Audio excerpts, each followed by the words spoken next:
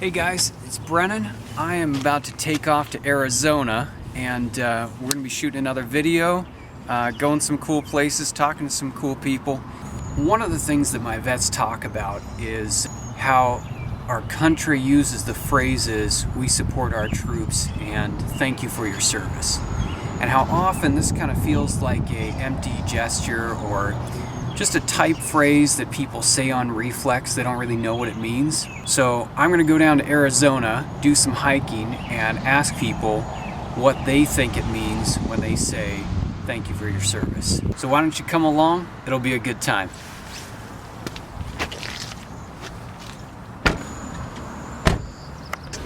Shall we?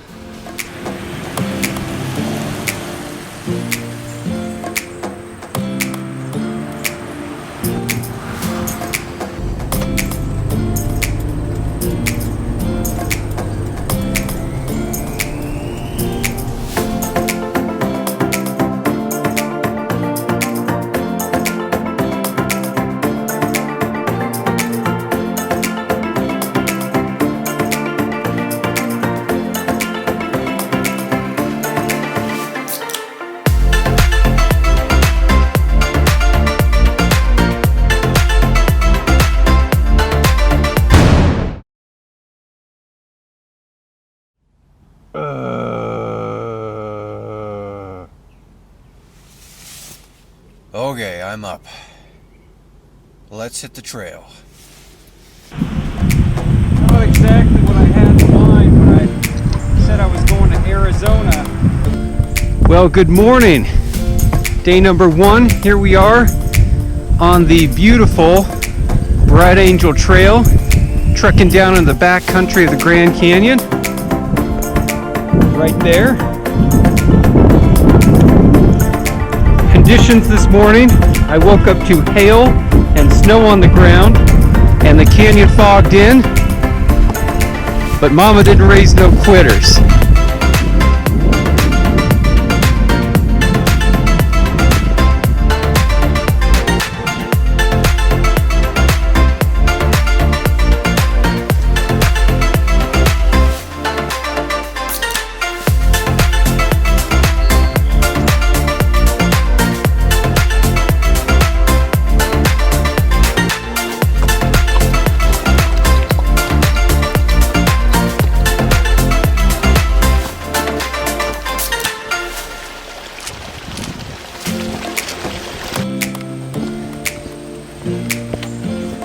Bit of rain never hurt anybody. Gorgeous. We got about another 1.5 miles to go today.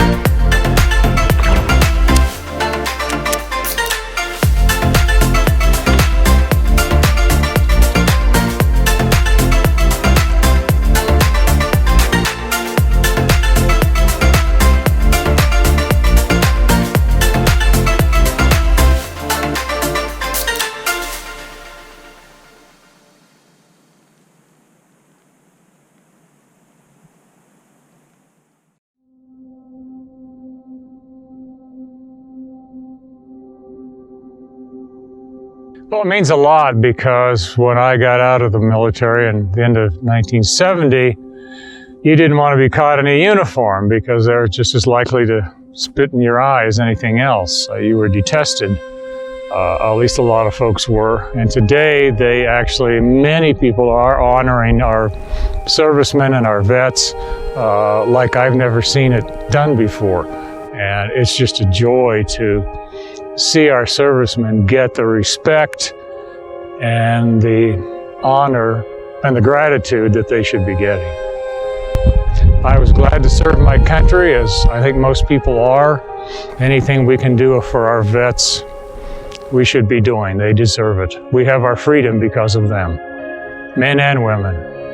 I actually don't think we do support our troops enough. I think when they get home, they're kind of left on their own, and there's too many suicides, and I don't think they have enough care. I think one of the things that we should do for veterans is have more, for lack of a better term, mental health for them well after they are out of the service. Maybe job placement, or try to help them out, somehow that way, but not just forget about them. I don't say it because I think it's kind of, I don't want to say a joke, I just don't think it has any value because it's overused so often. I mean, I think there's a lot of other things that you can say to them, how are you, welcome home, things like that I think are a little bit more prevalent than thank you for your service.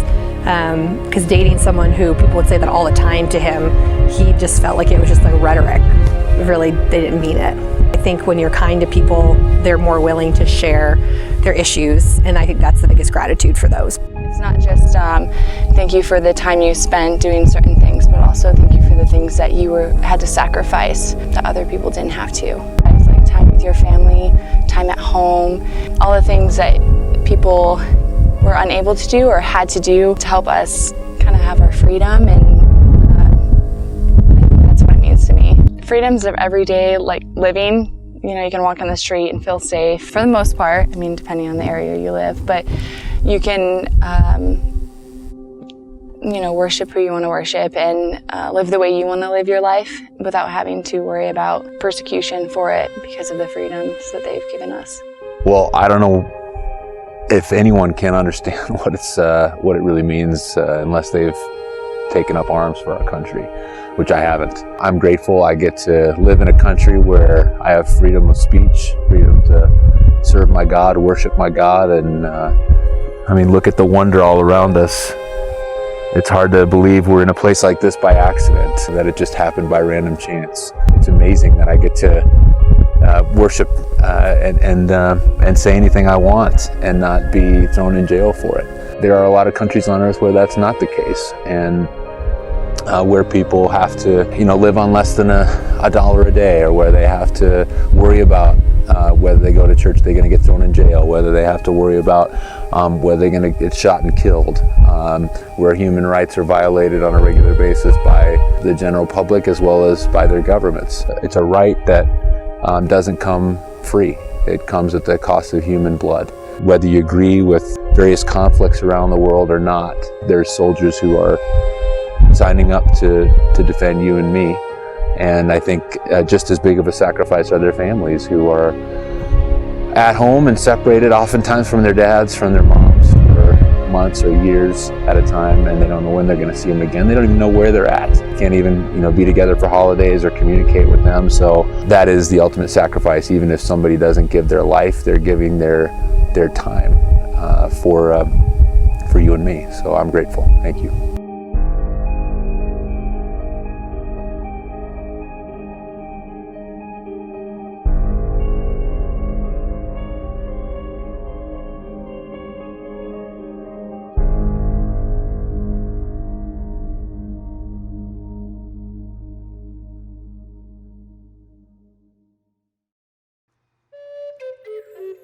From the Grand Canyon and Flagstaff, my journey took me south to Sedona. At one time, 7 distinct tribes considered this land sacred because of its unique red rock beauty. These formed truces amongst themselves so that each could gather here in peace for ceremony. Along the Fay Canyon Trail, I met Kevin Torres, also called Raven Man of the Quechua people. He's a local guide and recorded musician.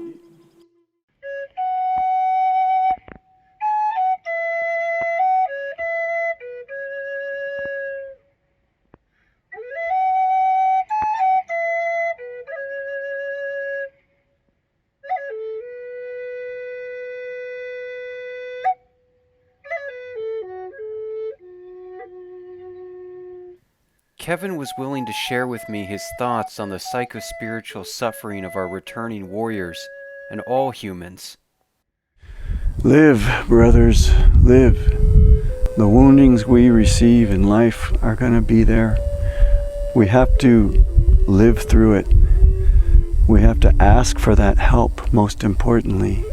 We have to bring our pride down and allow ourselves to receive in any way, shape, or form.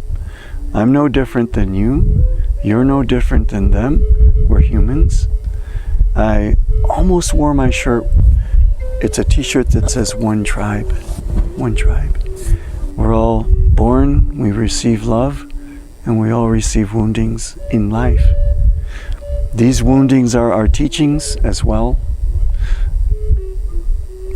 In these times we'll receive gifts. Maybe it's forgiveness. Maybe it's compassion. But stick with it. Stay with it. Stay with it. Don't let go. When that gift comes, your job is to now share it with others. And that's your purpose. Your purpose is to share that gift with others. You might be the flashlight in someone's tunnel because you're coming out of your journey with your gifts and your learning and your understanding. But you have to stay with it and you have to open and ask for help. Kevin and his wife, Suzanne, invited me to their home in Sedona. The next day, they took me to a sacred site medicine wheel of the Navajo tribe, or Dene people, as they refer to themselves.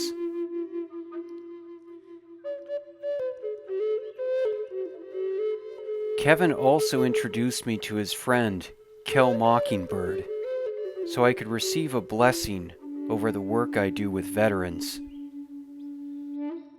I've placed a stone that represents the heart, and this is for your journey forward. Okay?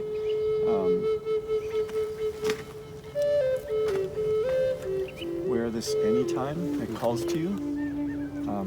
Hold it anytime. And when things come across your path that are significant to your heart, put them in there. A little this, a little that. The stone that's in there now is apophyllite, and that is all about the heart. Heart. Thank you. Bless you. Bless you. You know, that I've worn that bag for many, many years in all aspects of Sedona. In the water, it's been in the dirt, it's got leaves in it, it's got tears on it, everything. So it's passing the torch. You know, you've got a mission in front of you to help others. I did too. And hold it near and dear. Huajana Hasli is a Dene phrase which means everything is in balance again. For warriors to heal, they must find balance with their hearts and emotions, with their minds and thoughts, balance with their physical bodies and health, with their habitat and surroundings, with their soul and spirit, and with their neighbors, family, and village. I hope to pass this blessing on to the warriors who come to my office, seeking healing.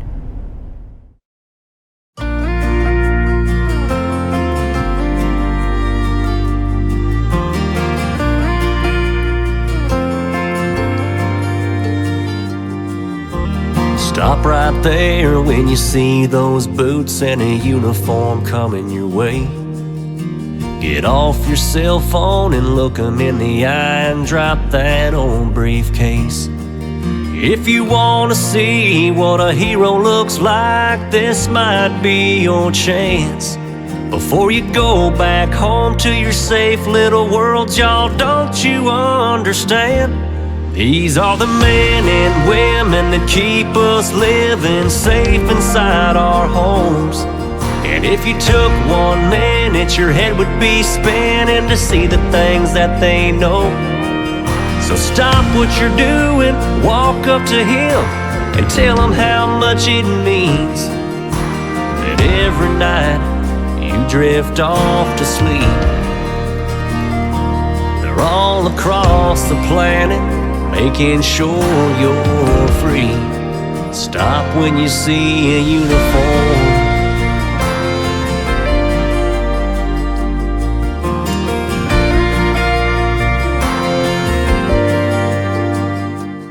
I think it's a very easy sentence that can be run off the tongue very quickly.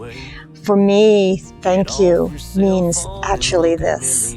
I wouldn't be here, I wouldn't be living in this beautiful sacred place of Sedona if not for the courage and convictions of our men, our military. For me, helping us keep our freedoms here allows me to be in this place every day, and for that I am eternally, eternally grateful. I also feel that perhaps a visit here would help those who have been affected by this, the men that you're representing and who have fought for us, who are having difficulties now coming back. Sedona is an extremely healing, sacred place, and becoming more connected to the land and the beauty truly helps you become more connected with yourself. And in healing, it's about connecting with yourself and understanding that you can make changes in your life. One of the things that I encourage people to say whenever I do these kind of public speaking engagements is I move away from the language, thank you for your service, to thank you for your sacrifices. Many of our warriors who've been to war, been in combat, been in battle, have seen and done some pretty ugly stuff. And not all of it are they proud of. And so when you say, thank you for your service, there's a little part of them that goes, really? You're thanking me for being around when a bunch of women and old people and children got blown away? You know, I don't feel very proud about that, you know, being in that place at that time. But when you say, thank you for your sacrifices, what you're really acknowledging is the high, high cost of going to war, of defending liberties, whether it's American liberties, Iraqi liberties, the dignity of humans everywhere, from bullies and tyrants, bloodthirsty animals. The term sacrifices engenders a sense that something has been lost or given here. And whether that is the veterans' time, you know, they spent years away from their family, their friends, they missed holidays, birthdays, their kids grew up without them. Whether it's just lost time, or it's lost limbs, or it's loss of quality of life. A lot of veterans live in chronic pain, in habitual, daily, excruciating pain from their injuries. And so when you say something like, thank you for your sacrifices, you're acknowledging that whatever conflict they served in, that they sacrificed things by being there. Whether the conflict was a popular and supported one,